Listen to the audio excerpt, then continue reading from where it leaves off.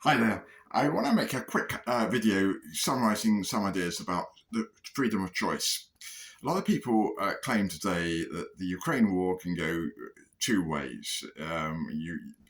Putin can surrender, or he can go escalate to nuclear, ultimately, if we keep on supplying conventional weapons to Ukraine. Now, unfortunately, this is not a very pleasant subject, but, I hope that they're right and I'm wrong. I hope I'm wrong, okay? Much in the same way that when I came up with the theory of quantum gravity, I hoped I was wrong, but and that string theory was right, and yet string theory hasn't delivered, and they're still ignoring the alternative. Even Peter Voigt just thinks it's too ridiculous to comment on or check calculations. So anyway, so you get to the point of choice. Here's the point I want to make. In the 1930s, both Winston Churchill did this in an article as well as a book. You're probably going to see a mirror image of the title. This is Great Contemporaries by Winston. This is a mirror image of it because I'm using my smartphone camera pointed towards myself, and it somehow it gives me a mirror image and not, God alone knows why. Anyway, this is I think Samsung A22. Anyway, so Winston Churchill, a great contemporary, a huge number of essays in there. This is a 1937 first, I think it was first published late 1937, that book. But the article, Hitler and His Choice by Winston Churchill, was published in 1935. And Churchill thought it could go two ways. I completely think that Winston Churchill is, as in Gallipoli and as in the Norway campaign at the start of World War II, out of his depth, completely and utterly wrong. There wasn't a choice for Hitler. Hitler had laid down his ideology in a book. Winston Churchill had read it in German. Winston Churchill wasn't into German. And the English version of it, of translation, was controlled by the Nazis, and they deleted key sentences particularly about Hitler's attitude towards what he wanted to do to Britain. So Churchill was misinformed. I'm sure he had secrets of spies in the Foreign Office giving him information on German rearmaments, and he wasn't making good use of that, because whenever he tried to hit Chamberlain with it, Chamberlain would say, "Well, good. Let's hope Hitler fights." Chamberlain had read the English version of Mein Kampf, Hitler's book, also, and Chamberlain's approach was, "Well, let's hope Hitler fights Russia and they wipe each other off the face of the earth." And that was Chamberlain's approach. And he said, Chamberlain had been Chancellor before Prime Minister, and he knew Britain's economy was in a poor state and didn't want to spend waste money on armaments. Wanted to build new hospitals. Chamberlain actually wanted to build a prototype, probably a very good one, version of the NHS. He wanted to he wanted in the 1930s to get Britain, put the money that was having to, in the end, went into World War II and fighting the Nazis. He wanted to spend that money getting a really good British healthcare system, which is a good thing. That's one thing. He's supposed to, in some critical essays, put good points and bad points, to avoid making a punch. So you end up leaving the reader confused. So I do that here, but Chamberlain was a good man in terms of his domestic policies, up to a certain point at least. As far as I know, I've not gone into any enormous depth, but he looks as if he was trying to do something about giving medical care for everyone. And the reason he was trying to avoid deterring Hitler perhaps was because he was partly because he liked Nazi orthodoxy, or didn't hate it as much as he should have done, which everyone with decency, because there was plenty in both editions, German and English language versions of Mein Kampf, about Hitler's approach to Jews and other people, and his absolute fanatical dictatorship. So he's a terrible person, really. So I don't have any sympathy with Chamberlain on that score. But I'm saying, he had plans to spend the money, certainly some of it, for good purposes. But the point I want to make in this video very clearly is there was no choice. Hitler had no choice.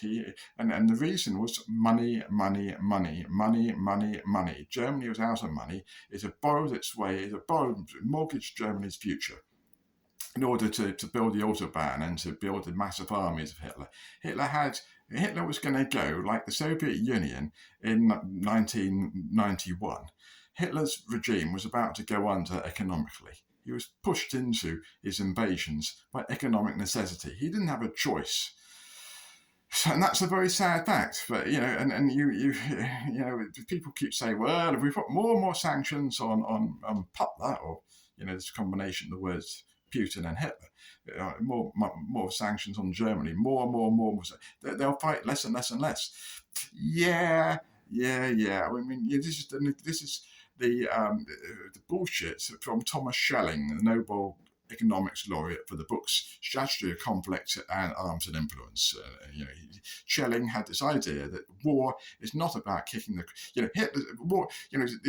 Jeremy Corbyn. If Jeremy Corbyn, former sort of chair of CND or vice chair of CND, or this sort of left Stop the War coalition, big figure, former leader of the Labour Party in England. If he was here today, he'd be saying things like me and going on and saying, well, what we want to do is to get the people, two sides to the negotiating table. Well, that's what Lord Halifax was saying in 1940 about Adolf Hitler. He said, let's get around the negotiating table and talk our way out of this war. Okay? So that's Thomas Schelling, that's Jeremy Corbyn, that's all the left wing. They all say George Orwell is better than World War.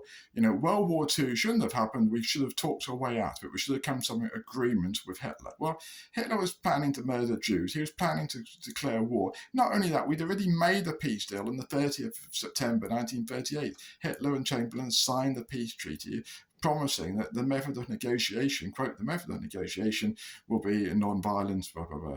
He's saying we will George or not war, we will talk our way out of any future disagreements. They didn't, because Hitler had no intention. It was an agreement made in bad faith by someone who was committed ideologically in his two-volume Mein Kampf, ideologically to the German people, and through economic necessity of Germany's situation.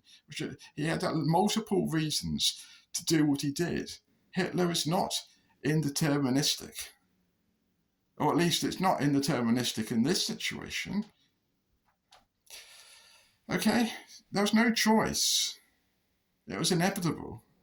The only thing that could have happened was a massive arms race to really, and possibly a lot of fighting and bloodshed too. And then obviously you can say, well, that's in benefit of hindsight. If we tried to do that, the anti-pacifist, the pacifist people would have complained and said, look, if only we'd come to a peace agreement with Hitler, it would all been safe. So you can make the argument that, it's a bit like there's this business in health and safety where, a disaster's got to happen quite often before safety regulations are changed, because the red tape, if someone spots, a disaster could potentially happen here, there or there, because this could go wrong, nobody listens to them, because it's going to cost so many trillions of pounds or a huge amount of money and effort and to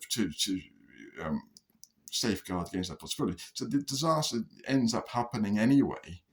There's no choice. The disaster has to happen, and then afterwards, there's got to be a public inquiry, and then something is done about it. Maybe eventually, maybe 2 or 3 disasters first. But my point is, in the 1930s, we had the same situation. We had disarmament up till 1935, token rearmament after that, under Baldwin and Chamberlain.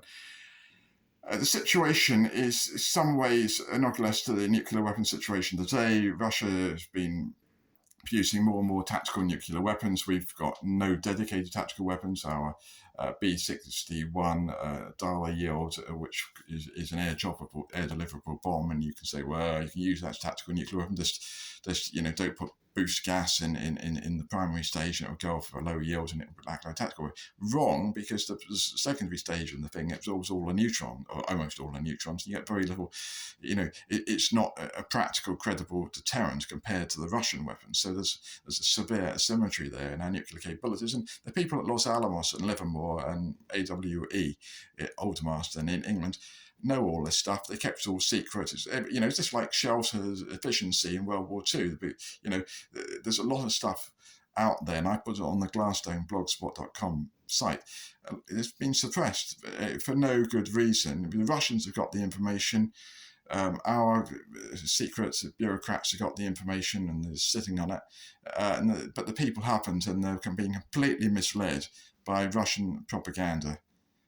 Delivered by a whole section of the media, and aided and abetted by the remainder of the media, which is just obsessed with, the latest Nazi armband that Prince Harry or whoever or whatever. I'm not attacking Prince Harry. He's had a bad time, and but these, I don't agree with a lot of this. The problem is that some of these people get a bit too much doctrine and publicity, and people who've really done a bit of research don't get anything at all. They don't get it's completely censored out of the media. Anyway, that's the end of my rant. So cheers for now. Bye.